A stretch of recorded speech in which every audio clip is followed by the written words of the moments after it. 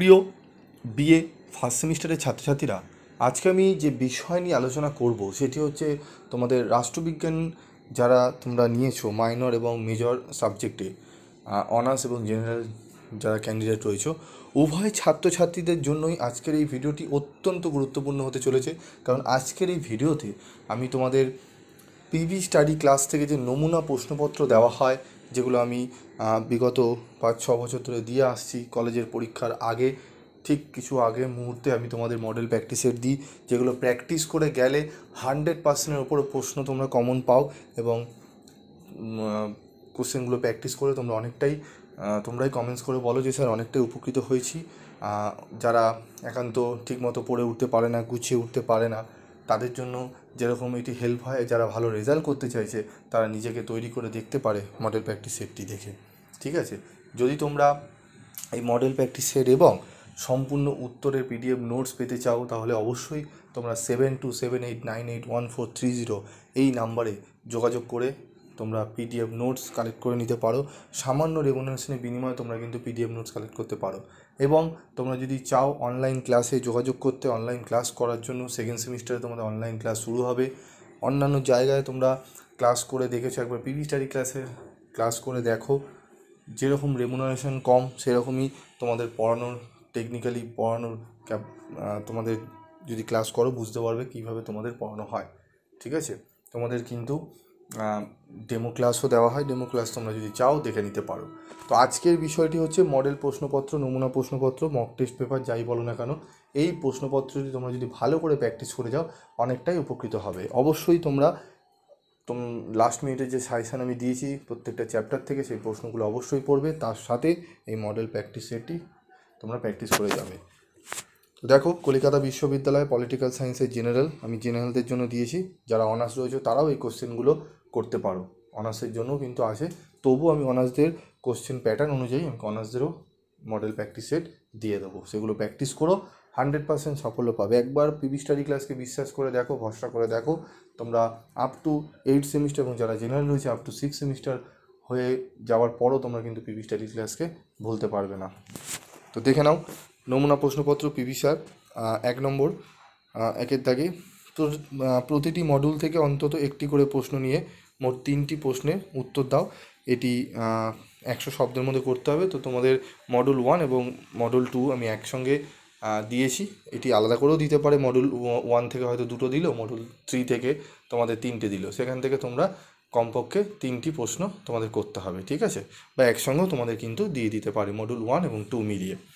দেখো কী কী প্রশ্ন আমাদের করতে হবে দেখে নেব। প্রথম প্রশ্ন হচ্ছে ক্ষমতা কী, এর বৈশিষ্ট্যগুলি আলোচনা করো। আইন ও স্বাধীনতার মধ্যে আইন ও স্বাধীনতার মধ্যে যে সম্পর্ক রয়েছে সে সম্পর্কে টিকা লেখো। জাতির ধারণা ব্যাখ্যা করো। আইনের উৎসগুলি লেখো। ঠিক আছে, এবং স্বাধীনতার সংজ্ঞা দাও। তার সাথে হচ্ছে জাতি ও রাষ্ট্রের মধ্যে পার্থক্য লেখো। এই 5 নম্বরে এই কটি প্রশ্ন তোমরা ভালো করে করে যাও। তোমাদের 5টি দেবে, তার মধ্যে 3টি করতে হবে। আমি এখানে তোমাদের একটু বেশি দিয়েছি, একটি প্রশ্ন বেশি দিয়েছি, 6টি দিয়েছি। ঠিক আছে, তোমরা এই 6টি ভালো করে প্রশ্নগুলো করে যাও প্র্যাকটিস। অনার্স এবং জেনারেল উভয় ক্যান্ডিডেটের জন্যই বলছি, অনার্সদের জন্য বিশেষ গুরুত্বপূর্ণ। মডিউল 1 থেকে আমাদের দেবে হচ্ছে জেনারেল যাদের রয়েছে তাদের মডিউল 1 থেকে 300 শব্দের মধ্যে 2টি প্রশ্নের উত্তর করতে হবে, 15 নম্বর করে দেওয়া হবে। 3টি দেওয়া থাকবে, যে কোনো 2টি করতে হবে। দেখে নাও, যে কোনো 3টি প্রশ্নের উত্তর দাও। সরি, এটি যে কোনো 2টি প্রশ্নের হবে, আমি 3টি করে দিয়েছি। যে কোনো 2টি প্রশ্নের উত্তর দাও। দেখে নাও। 1 ক সার্বভৌমিকতা সম্পর্কে একত্ববাদী ও বহুত্ববাদী তত্ত্বটি বিশ্লেষণ করো। স্বাধীনতার সংজ্ঞা দাও এবং এর রক্ষা কবচগুলি আলোচনা করো।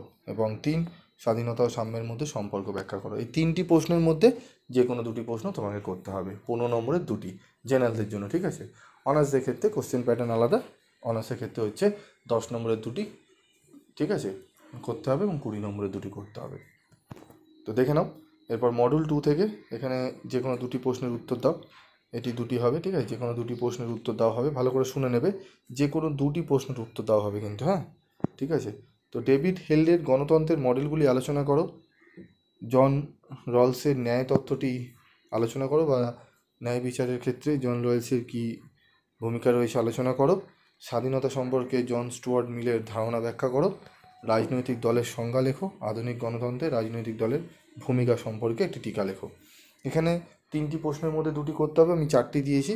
তোমরা এই যে প্রশ্নগুলো দিয়েছি খুব ভালো করে রেডি করো, তোমাদের দেখবে পরীক্ষা খুবই তোমাদের ভালো হবে। এবং তোমরা যদি চাও টু দি পয়েন্ট অ্যান্সার পেতে খুব কম রেমুনারেশনের বিনিময়ে, তোমরা যোগাযোগ করে পলিটিক্যাল সায়েন্সের নোটস কালেক্ট করতে পারো।